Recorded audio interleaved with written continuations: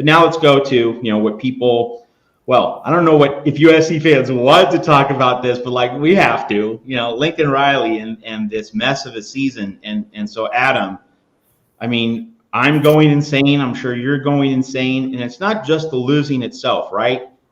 Michigan, Minnesota, Maryland, not just losing games, but all three in the final 60 seconds. The go-ahead touchdown allowed inside the 1 minute mark. I mean, that is insane.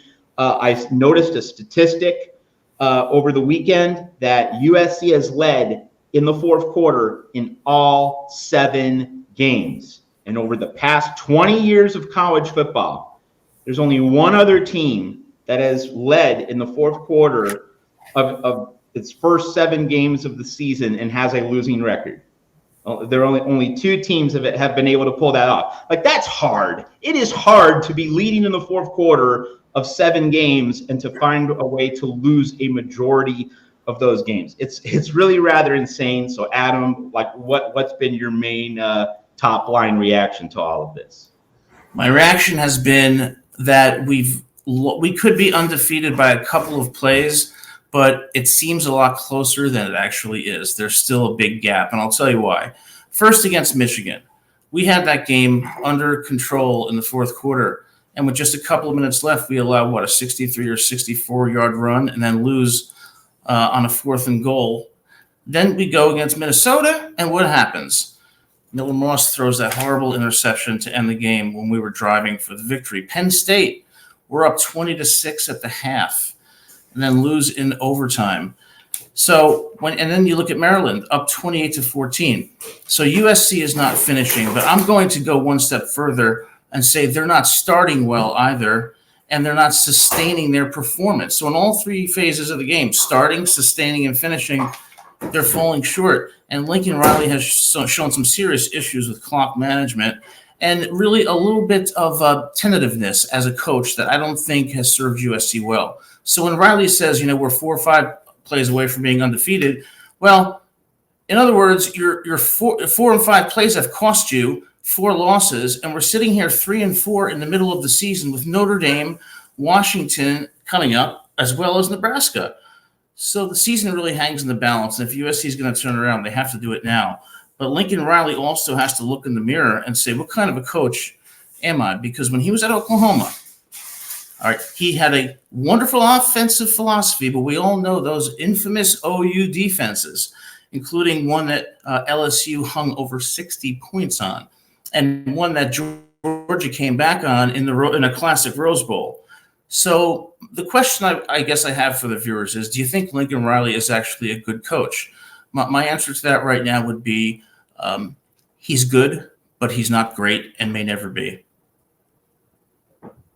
Certainly in the present moment, he's not doing a good job. And you might be aware of this, and I'm sure most of the fans watching here at the Voice of College Football are aware of this.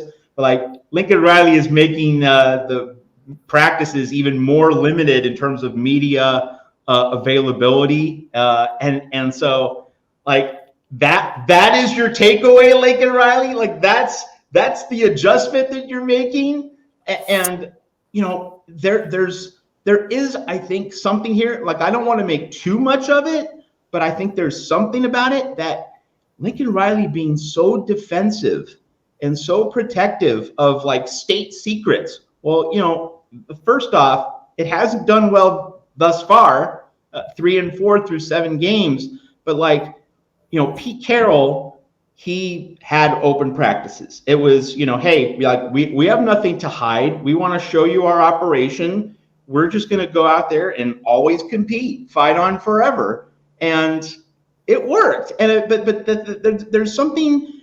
The lesson here, I think, Adam, and everyone else watching here at the Voice of College Football, if you're so uptight like that relative to the media, maybe your team's going to get uptight in fourth quarters. I mean, there is a kind of psychological slant that Lincoln Riley believes in and is perpetuating. And I think, Pete Carroll, it's not just about motivating players, all right?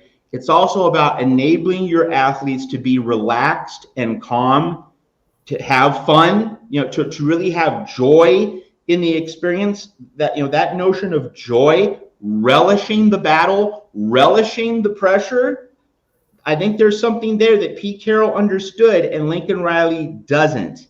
And so, like, I'm not saying USC is 3-4 because Lincoln Riley is being secretive relative to the media. Okay, don't get it twisted. I am saying that when we consider why USC is uptight in fourth quarters instead of being relaxed, calm, and free, what do we always say? The team is an extension of the head coach. If the head coach projects anxiety, players are going to manifest anxiety. So, Lincoln Riley needs to relax and chill. And instead, he's becoming more defensive and protective. So I think there is a lesson there at USC. I completely agree with you. And I think as Exhibit A, I will refer everyone to the post-game press conference after Maryland when he was asked, what's the problem here? Why you guys aren't finishing games? And he said, I don't know. And the reason he doesn't know is because he lacks confidence in himself right now. And that is reflecting in how we're playing and how our players are performing.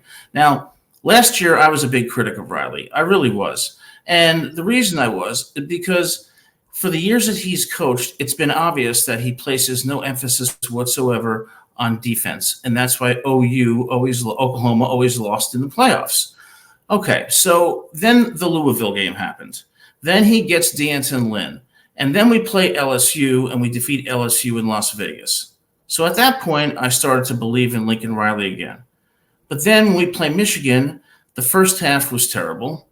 And then we're losing 3 more games that we should have won. The Minnesota game, the Penn State game, when we're up by 14 points at the half. And then inexplicably to a Maryland team that got defeated by Northwestern. So Lincoln Riley is at a turning point in his coaching career, just as USC is at a turning point in its season. And unless Riley comes up with some answers, this season is going to raise so many questions that his hot seat might turn even hotter, and we may see a change in the next year in the head coaching job. I want to pick up on something you said earlier, that Lincoln Riley is coaching tentatively, and being tentative is kind of like the cousin of being uptight. And in terms of being tentative, I think the obvious thing we need to discuss from the Maryland game is the decision to kick the field goal instead of going for it on 4th and 1 late in the game. And to me, that was the tentative choice. Now, you could obviously do the math. USC was up 6. If you kick the field goal, you're up 9, and it's ball game. So, there's an obvious rationale for Lincoln Riley's decision. It's not as though it was a crazy or ridiculous move. But if you're trying to build confidence in your team, if you're trying to send the right message to your players about who you are and what your identity is, man, you would gain so much more value from winning the game by getting the yard than you do from kicking the field goal. So I'm not saying that kicking the field goal wasn't an attempt to win the game. It was. And again, you can therefore make a very reasonable argument in defense of that decision. But for a team which has struggled to put games away, for a team which has struggled to establish toughness, like, we are tougher than you, we are going to wear you down, we are going to be physically superior up front, getting a tough yard on a late game 4th down, that sends the message, we are USC, we are tougher than you, we are going to physically prevail. And Lincoln Riley, ipso facto, did not trust his offensive line to get that tough yard. And so I'm thinking, the offensive line is what's been holding this program back. Obviously, there have been mistakes on all the different units. And of course, the field goal unit didn't execute the darn field goal, which is why we're having this conversation right now. Special teams, defense, the secondary guys not going up and getting those 50-50 balls, defensive line not getting the pass rush. Obviously, the injuries really stacking up, and you have Eric Gentry injured at linebacker. There's a lot of blame to go around. So it's not just the offensive line, but I think the offensive line is the number one reason. And so for Lincoln Riley, in that moment of pressure, to not trust his offensive line to get a yard, to me, Adam, that says everything. It says everything about the way he's coaching. It says everything about the vibe and the feeling in this USC locker room. If fans are wondering, something just seems off.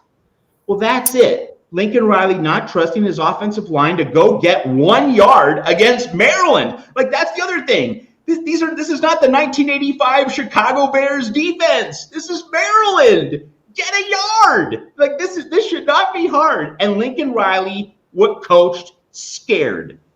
And how does that happen? How does that happen? He did not do that at Oklahoma. If Oklahoma needed 1 yard against Iowa State late in the game, Lincoln Riley's getting that yard.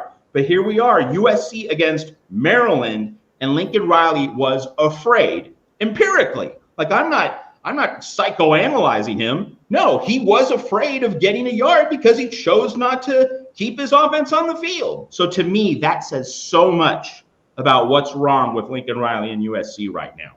I completely agree. It shows you that he's being safe.